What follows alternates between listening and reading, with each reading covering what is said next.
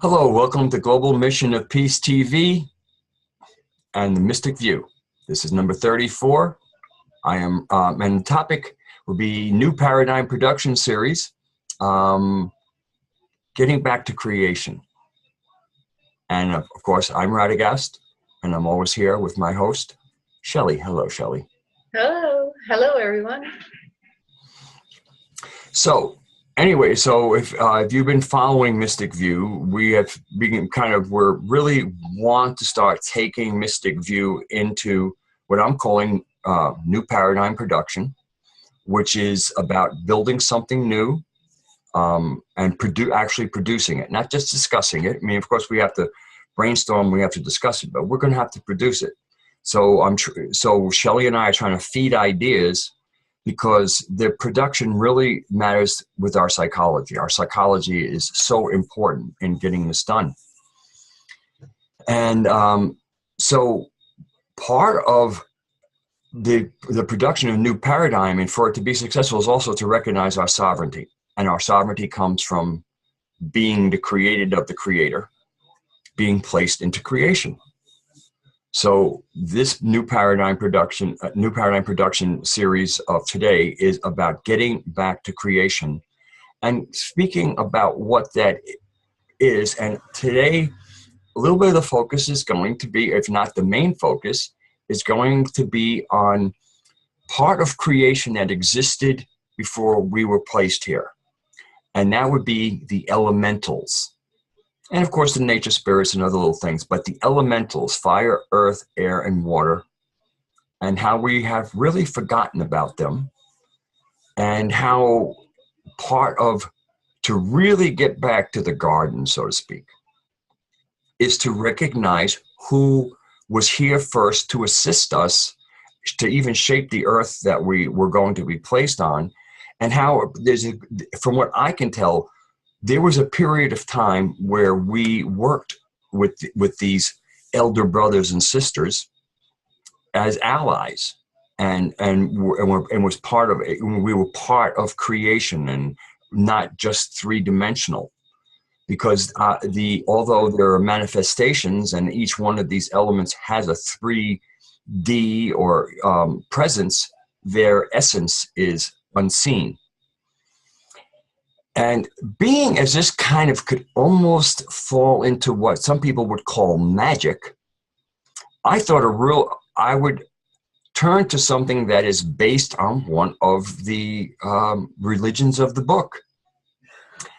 And probably some of the most eloquent writing comes from Islam. I mean, each one has its, and sometimes in Jewish stuff, it tends to be more in Kabbalah and almost, more mysterious, where it's really out in the open, especially amongst the Sufis. And I got this little bit of information, which is really beautifully written, from Somali Sufism. It's about the realm of jinn and the elemental spirits. And again, I'm kind of saying this because I want to keep this out of any kind of magic, in the sense of, especially because magic is usually abused. And I think that's probably one of the reasons why a lot of religions almost don't want to go there, because they know a lot of humans tend to go south with things, we'll say. Although I shouldn't say that, because south, at least in classical Western Hermeticism or alchemy, south is where fire is. And maybe we'll get on that, but I don't think it's quite so important. Because the directions are really more about Hermeticism or alchemy. We'll use those words. But jinn, jinn is, there's a whole chapter devoted to the jinn, a surah in Arabic, in the Quran. And generally, and they speak of them as a smokeless fire. But that is, again, that's the kind of for the general public. The mystics, of which Sufis are the mystics of Islam, they, they're willing to go places that, because they have a greater understanding. And most mystics do not go to strange places with it, because to me, Shelley, I hope you agree, a mystic is one who tries to do their best to commune directly with the Creator. And when you're in that kind of communion, there isn't a lot of room for you to go wandering too much, because you're so often turning to that space that even if you do wander during a time you haven't looked away, you kind of always get pulled back. It's really hard to do anything against creation, because you're always communing with the Creator, and any mistakes are kind of shown to you pretty quickly. So the jinn basically apparently is from an Arabic word which refers to hidden, or that which cannot be seen. And so ultimately, although jinn has come to mean a specific, the whole realm of the unseen. So in the jinn, as they're described, they kind of lump all the elementals in as one. But in this little thing, they speak of the four elements: earth, water, air, and fire. And in Arabic would be Jan, instead of jinn, Jan al-Ard, or spirit, the unseen of the earth. The Jan al-Bahar, which are water spirits. The Jan al-Hawa, which is air. And the Jan al-Nar, which are the ones that most people call the jinn. And then in Western terminology, the earth spirits are often known as the gnomes. The water spirits are known as undines or naiads. The air spirits are known as sylphs, and also sometimes zephyrs. And of course, the fire spirits are called salamanders. So I mean, that's kind of like, but again, and one of the reasons for salamanders seem to come into usage is when they used to put, old logs, because a lot of times before people had axes, they would just take fallen logs and put them on a big fire. And old logs, especially ones that have been a little bit rotted, are homes of newts and salamanders. And so when you put the log on, you'd see all these little salamanders scooting out from the heat. So that's kind of how the fire spirits got called salamanders. So what we're trying to get at is, like, here we go. Okay, here's a Bic lighter. All right, and because of the gas within inside there, and a little flint, I'm calling forth a fire spirit. Okay, thank you. Okay, now see, I said thank you. That's because that's a friend. All right, this is a little bit about kind of getting back to creation. Now, do I remember to say thank you every time I flick my Bic? No, but I don't forget exclusively. And if we have the legends of the many gods who brought, like Prometheus would be the one we're most familiar with, who stole fire from the gods and gave it to humanity. Now, of course, with myths are not nonsense or false. They're just a more important story. The truth carried in kind of like a story. Fairy tales are myths. There's a lot of hidden knowledge in them. Is the tale itself completely true or based in fact? Usually no. It's a form of fiction that carries a greater truth. And basically, to control fire was something that a lot of people didn't understand. And fire is so important. We use fire. Of all the elements that we have, the most useful one. I mean, sure, we require water, but that's been given to us. We can kind of collect water. We can dig for earth. The air is already supplied to us. Fire doesn't exist until you create the conditions for it. Which even goes, if you think about when you invoke a genie from the lamp, what do you have to do? You have to rub the lamp. And behind that, because what we're getting here is that the genie is a fire spirit. And what's the secret? One of the secrets of evoking fire? Friction. That's what the rubbing of the lamp is really. See, this is a case of where they don't tell you about you taking a stick or, other things. But that rubbing of the lamp is really about friction, and friction creates fire. So fire is probably the most, well, again, you have to create conditions for it, feed it fuel. And I think that's one of the reasons why when we hear about mischievous jinn, and even in the Islamic tales, there was the whole thing of that, the jinn would not bow down and serve man, which is what made them rebellious.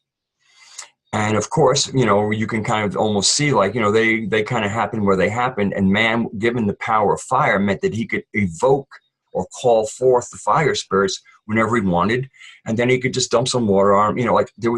There was this, I think the whole thing was that they saw that man wouldn't respect them.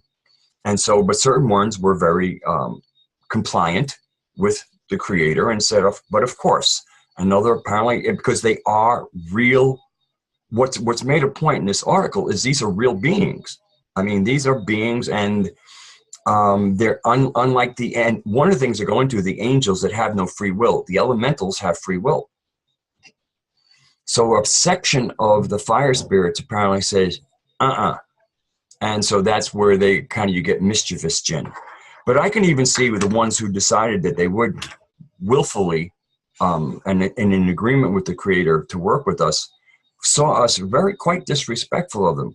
So part of getting back into creation is to show some respect for these beings. Before I continue, I'm going to let Shelley come in here. Oh, I've had lots of comments about probably every sentence that you said, but just jumping right in here and now with respect, with my family, Blackfoot, from the blood, I mean, I was taught before I ever was able to be a pipe carrier that when you invoke fire, you're definitely being respectful that you called it. There's a dignity that goes, that the respect and the dignity that added to my own character that then I was able to share with all the people around me simply, but they hadn't forgotten, by the way. There's lots of people that haven't forgotten their relationship with these elements, but definitely to respect the fire. For example, that we could never use a lighter to light a pipe, and we certainly are not going to blow on it to put the fire out. We're respectfully going to cover it, or I won't get into all that tradition, but definitely there's an element of respect and dignity that comes with aligning with the elements. And when we take that upon ourselves to be respectful of those earth elements, all of them, I'm not just referring to the earth element, that adds to our own life. That adds to every single relationship of every nature that we have. And so you've named them. There's so many different ways to call them, different terms. I don't know if you remember using Michael, Raphael, Gabriel, Uriel, these are the four elements as well. And then also, as our viewers will know by now and recognize, I always relate it as above, so below. So all of those elements that exist within us can be called upon for specific assistance, for example, in meditation. And maybe we'll want to come back to that or revisit that. But I love the Sufi rendition. Yes, I mean, it was really, I was so delighted to find it, and especially because the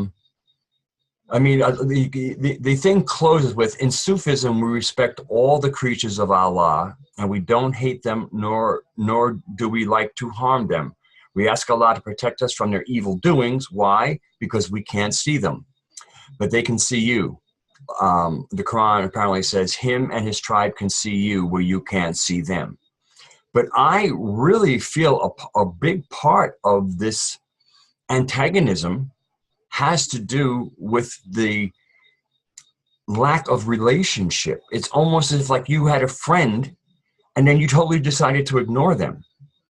You know what I mean? And ignoring is the worst. Ignoring is far more detrimental than even being angry or violent. If you remember Masaru Emoto's work, when the children ignored the water, it created more distorted crystal than even the ones who were making horrible, evil suggestions, or the one that was attuned to the very discordant discordant sounds, you know. I won't name the music that they subjected the water crystals to, but ignoring them was definitely the worst effect. Now, for those of you who might not quite understand, I mean, I've said this a few times, Allah is, you know, they say it as one word. It's two words. Al means the, La means God. It's the same God that everybody else refers to. As a matter of fact, I mean, in Arabic, in Christian, the Christians that speak Arabic call it Allah, because that's how you say God in Arabic. I mean, you know, go ahead. And that's true. The story that you just related is really a truth fractal that we see all around us. It's really the same story. It's the same information. It's just represented by their particular language. So I think, you know, I mean, so we kind of, fire is probably one of the few elements on the planet that isn't being abused other than being ignored or unrespected. But our air through pollution and especially chemtrails. I disagree. What about all those war tools? I think that's a great disrespect of fire. Okay, I agree. I'm going with you. We've kind of trashed the elementals, and we're sorry. You know, Earth. Whether it's leaking oil or dumping toxins on it, and of course our water. I mean, Europe has had trashed water for a long time, but when the Europeans arrived in America, there was not one running stream that you could not drink from safely. Mm-hmm. There is hardly a running stream anymore that you can drink from safely. So this has been and water was given to us.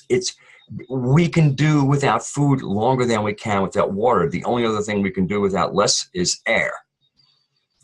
But I mean, water was given to us. It was given to us clean, and we have trashed our waters. Fracking. Everybody talks about the earthquakes. Oh, please. These are minor. I mean, you might lose your china. Maybe your door hinge will get upset. I mean, because of the fracking earthquakes are not particularly big earthquakes. But the destruction of groundwater is what the aquifers, and you can't open the earth up. It's not like you can we'll put a purifier on it. That is trashing of deep treasure. Those aquifers are the water treasure buried in our earth, and fracking destroys it. And I believe it's actually intentional, especially since Nestle wants to sell us water. Yeah, and it's a collective effect too. It's not just one little isolated fracking earthquake. Collectively, they have created substantial damage everywhere. And I think, structural damage is, we can always rebuild a house. We can't reclaim aquifers. Yeah, well, we're having some issues with the tectonic plates that maybe we're not going to be so easily to replace. But anyway, we can move on. So now, I live near a big airport, Roanoke, and I don't know if that's the only airport, because anyway, we've had days where the chemtrails, you start out with a blue day, and all of a sudden they're chemtrailing, and next thing you know, you had one of those white skies. And finally, it dawned on me to ask, sylphs or zephyrs often, the way they kind of manifest is currents. They're not just air, they're actually the moving air. These are living beings. So breezes and, including tornadoes, but that's of course when the conditions are created. We can get into that, but these spirits, and I said, you know what? And I know that incense, good incense, not stuff that smells like Chanel No. 5. But there are quality. If you don't know what to get Nag Champa. Burn some sage. But especially now, I don't use an air conditioner. I use an exhaust fan. So that means almost anything that happens in my room gets blown out. So I decided, let me ask, can you help with these chemtrails? And I started burning incense. And again, it's just this is not about worship. This is about, like, you're asking a friend to do something, and you might go, here, again, you're repaying a favor. Again, it's not debt. I mean, the smoke from incense is hardly like, giving them a dinar. And I mean a real good dinar, not paper ones. But so I started really on a thing of this. First of all, when I light my incense, thanking the fire spirit for showing up to be able to light the insects, and they're just saying, to my oh, by the way, fire and air are masculine, and earth and water are feminine. So basically, to my brothers in the sky, the sylphs, can you help out with this? And I have to tell you, I remember one day a couple of weeks ago where I never saw so much chemtrailing. But part of the reason I think they did it was because I saw the sylphs in the sky, and they were breaking up the chemtrails. They were putting lower cloud cover to catch them. And I think, what they do is they kind of go over there when the sky's white, the job is done. They couldn't get rid of the blue in the sky. And this was like the bombing of Dresden.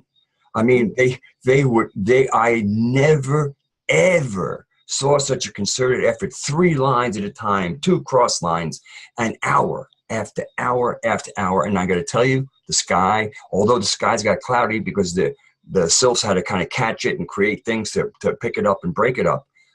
Any place there wasn't a cloud, the sky was blue. The dispersant, these chemtrails did not disperse. And I saw all kinds of breakups, and it was amazing what I witnessed in the sky. And since I've been doing this work, first of all, I see less chemtrails. I mean, I think they went through like a month of jet fuel in that one day. And I see a lot less chemtrails, and we have never not had blue skies. The white, I still see some chemtrails, but they always get broken up. The sylphs are always in evidence, and the skies stay blue. So part of it is a lot of us around are experiencing this. And I just think if more of us intentionally asked our brothers, again, this is not about any worship. This isn't about magic. They are there. It's like your next door neighbor, except they live differently. And, if you just light an incense and say, a good piece of incense, say, thank you for your service. Because that's what really are. They are in service. Were put in service to us. I mean, that's why they came first, to kind of set things up. And then we came in, we were given, quote unquote, dominion over the earth. And so we do have a certain amount of command. I mean, interesting enough, in the story of Jesus crossing the lake, and supposedly a storm came up and he was sleeping. And I don't know if he woke up or they woke him up, and he saw the storm going on. They said, Jesus rebuked the wind. And I think Basil was like, yo, what's going on? We're in a little tiny boat in the middle of the lake here, and you're causing some trouble. You need to cut it out. Because we had, and this was, and then let's go. Anything I did, you will do and greater. So this whole idea of commanding elements is not about magic. It's part of what we came as creator, which is what created a little rebellion with the jinn. They're like, they're going to order us around? We don't like that. I'm glad you have something to say. Yeah. Well, I mean, it's nice and convenient to look at them on the outside, and that's why we have what we experience as external to us. But all of those elements are part of us. They're part of our body. And yes, if we're going to command them on the outside, let's take command of what we're doing with them on the inside. Let's commune with them and develop relations with them as the water that's in your body, the earth that your body's made out of, the air that you breathe. I mean, the fire in your own body. This is found in Ayurvedic medicine, the Chinese medicine, the traditional Chinese medicine. As in acupuncture and so on, but we can develop a relationship with all of those elements as the oneness that we are. And here's a really simple, lovely, easy way to experience oneness. That water, that's part of you. You are in the water, and the water is in you. Like Jesus, I am of the Father, and the Father is in me. Yeah. It holds true for all these elements. Yes. Well said. Easy peasy. But it helps to allow your mind to embrace that as an idea, because then you can connect other dots in interacting with the oneness that we really, really are. It's not just a romantic idea. Wave and particle science isn't just a romantic thought. It has utility. Yes. Mm-hmm. And so, I mean, so this is like kind of what I'm tapping into here, is the kind of the utility of thanks, to be thankful, to be grateful.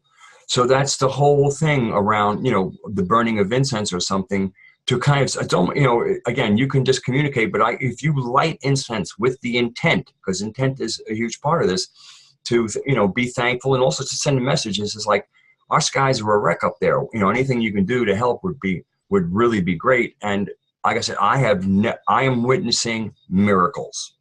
And I'll tell you what else. This is going to be more and more critical moment every minute that passes on this earth, that we align with these elements, because when we look at something like the D-Wave computer that's invoking other and unnatural sources to this planet, yes, we really need to align with who the earth is and what we came in with and who we are and our divine God spark. Absolutely. As opposed to the AI awake. I'm speaking awake as in the computer that's part of the whole CERN. Yes. D-Wave computer. I'm sitting here also, as just speaking, kind of going through the some of the descriptions that this Sufi site has. But I mean, I reading from it, to me, again, it almost is, I feel a little fantastical, because they talk about height and stuff like that. And maybe, who knows, maybe with etheric sight, you can see this, but I think that's getting away from completely. Well, maybe away from the point, or from. Absolutely. Yeah. I mean, I keep on saying absolutely, and I don't really like to say that, because very few things are absolutely. Maybe in the moment. But so this is about our sovereignty, and what has happened over the past couple of thousand years, and especially in the last couple of centuries, is we have had our natural connection as rightful inheritors of the earth placed here by the Creator. Everything shaped first. I mean, you kind of have the days of creation and what was formed, and then we were put on there, and then God rested and didn't come back to work on Monday, because it was our turn to come back to work. And that's where I feel we have to pick up the work again. That would, it's I joke, and I might have said this before, but I might as well repeat it again in case it's the first show. When they formed the Constitution of the United States, and somebody asked Ben Franklin, what kind of government do we have? He said, a republic, if you can keep it. And I feel in many ways God put us on the earth and said, here's a beautiful planet if you can keep it. And we have lost the reins, but to lose something is not, if you've ever lost something and found it, you can reclaim something. So this is really about reclaiming our rightful place on the planet, but our rightful place is about never forgetting that we are a fractal, an emanation of the Creator, to basically to do more with creation. I mean, the whole elements, and now we can work with them. We can build houses, we can do things, we can create art, we can create music, we can do really beautiful things, the things that we can do with our hands, with our creativity. And my sense is, this is what the great Creator, I mean, basically what it is this is what the Creator would do if it was us. And it happens to be us. We just got to remember that. So, a really simple tool to connect. If people are going, yeah, that sounds like a great idea, but I don't know how to connect with earth, air, water, fire, the ether, whatever. If you just get the concept, I'm going to listen to the heartbeat of water, even though obviously that's not a direct translation. If you just hold that thought in your head, you're naturally if you're open to it, you're naturally going to feel an upwelling of love. You will naturally just connect simply by asking that question. It's the quality of the questions we ask. We need to ask the right questions. And also, don't ask the questions you don't want the answers to. But that's a different story. And so so this is part, again, new paradigm production. Part of it is as we do this, we understand almost our commission, and that some very dark forces have kind of taken over the world, have influenced us, have bought us off literally with money. As Shelley and I have said many times, as we go forward, we are the value. Money is only something we can agree on between each other, but we should not be able to be bought by it. We were never meant to be bought by it, and especially not to be owned by it. And the current situation is we are bought, sold, and owned by money. And that is starts first in our psychology to go, money is not it. Money is not something to worship. Money isn't really what brings me happiness. Community brings me happiness. That my own hands can create happiness. And I mean, there's a real unwinding. I mean, this darkness is a tapestry that's been woven, and we're going to have to unwind it. Some of it's going to be, go ahead. The rediscovery of yourself when you work through that is also very happiness generating. I mean, there's great joy when you rediscover who you really are. And we are creators. And that's where the tapestry is. It isn't completely about pulling all the threads out of this ugly tapestry. The thing is to create a new tapestry, the new paradigm production. And by creating the new tapestry, we can let the other one rot because it's being held together with our energy. We are supporting it. We are really the threads in there. And as we leave just ask yourself a quick little question. What's the real value of what it is that I'm seeking here? So if you're booking a flight to go somewhere, it's just take that money for a minute before you click, pay, and just hold. Every time you do anything with money, ask the question, what is the real value that I'm doing here with this money? Really begin to return to what is the value that money has represented, and just own what it really is, because it's a very subtle interface that has been put upon us that we have just blindly kind of gone along and used. It's the observer in us that can break this spell. Yes. By seeing it. Just connecting with whatever it is. Every time you go to use money, what's the real value? What's the real value here of what I'm about to do with this transaction? Mm-hmm. I mean, I remember when they first had the TSA, the people who search you at the airports. And I said, this isn't a front. And I would speak to people. I said, if only the business class traveled and all the rest of us stopped for a short while of visiting grandma, going on vacation, whatever. And we would to tell the companies, we're not traveling until you get rid of those creeps there. Mm-hmm. They would have pulled them away immediately. But when I had discussions with people, they went, I feel safe. And we'll bring up Ben Franklin again. Those who would give up security, would give up their freedom for security, will obtain neither, or little of either. So here it was, we got something because the collective will was not there. They thought that they were unsafe, and having somebody go through your luggage and everything else to make sure there was no box cutters. I've studied a little martial arts, and you've studied some martial arts. Would a box cutter scare you, particularly, Shelley? Nor would the fingernail file, or the 1 ounce of hand lotion that's been removed from me, or just an example. But. Yeah. So this is where our psychology comes in. I mean, there are so many things that because of we pay money. And if everybody just said, you know what, I'm really tired of being searched like I'm a criminal each time. So Grandma, I really want to see you, but we got to fix things here.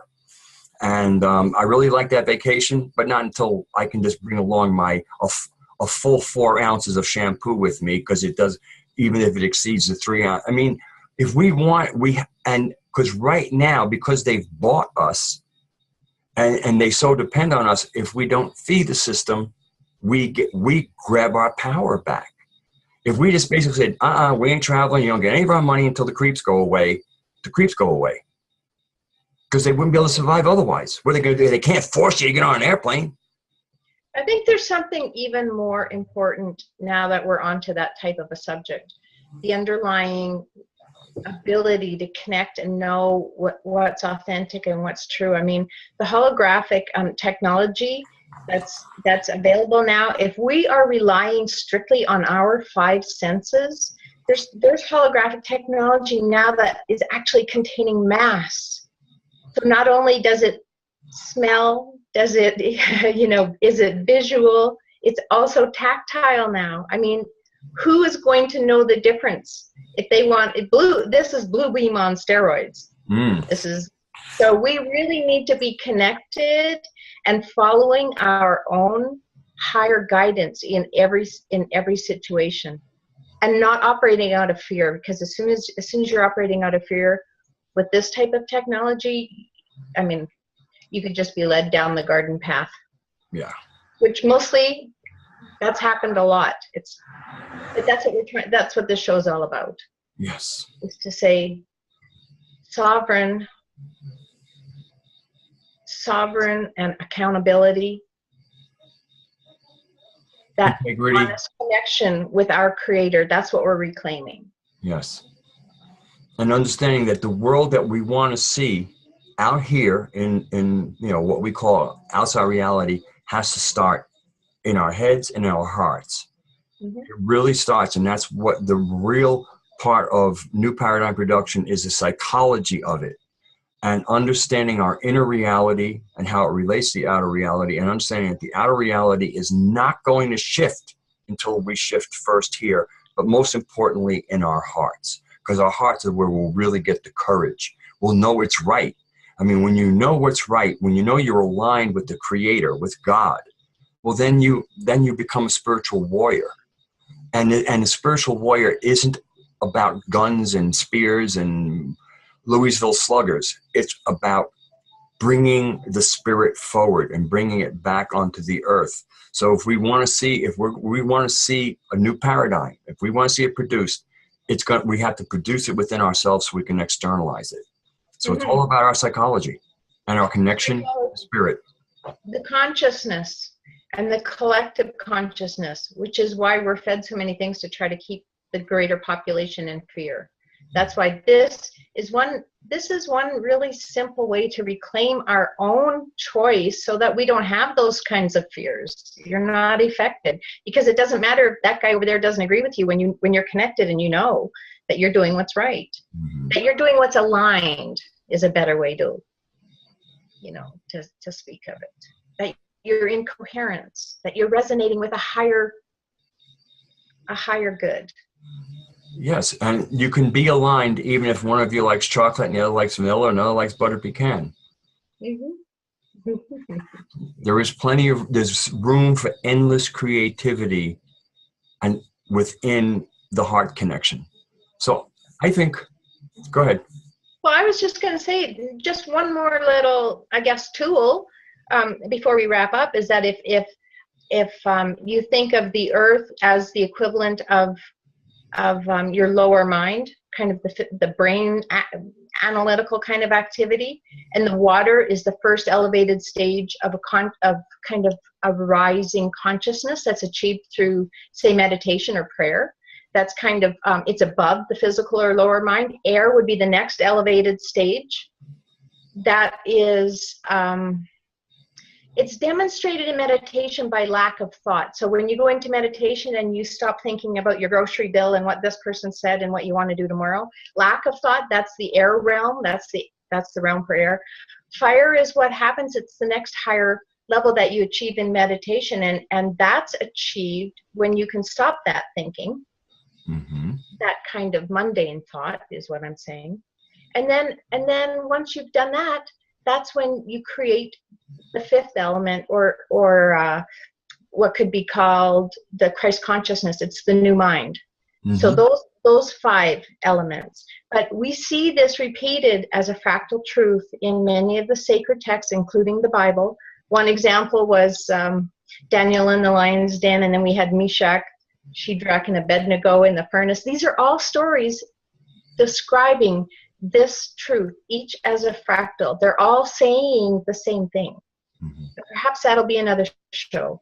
But just to remember that those elements are your friends. They are part of you. And that you need to be respectful of them. Then you're being respectful of yourself.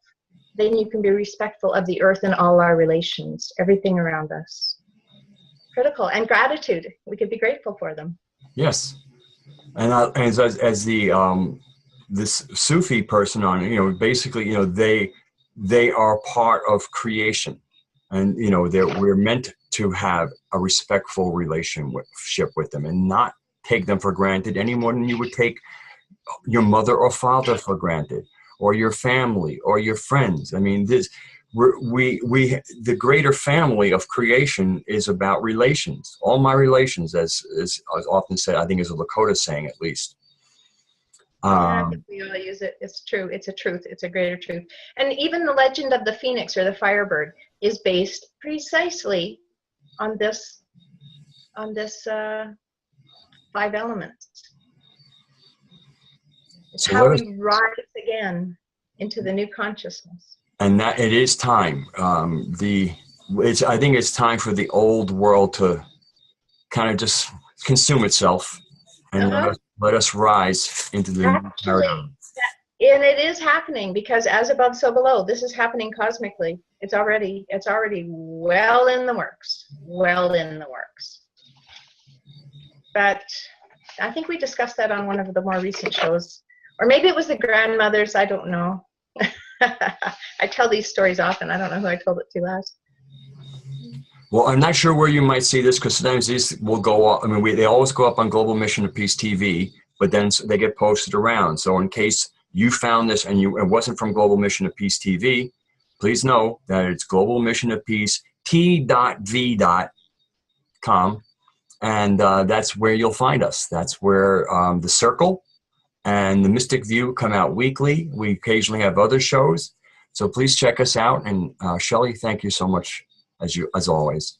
Thank you. Thank you, everyone. We'll look forward to speaking with you again real soon, sharing some ideas.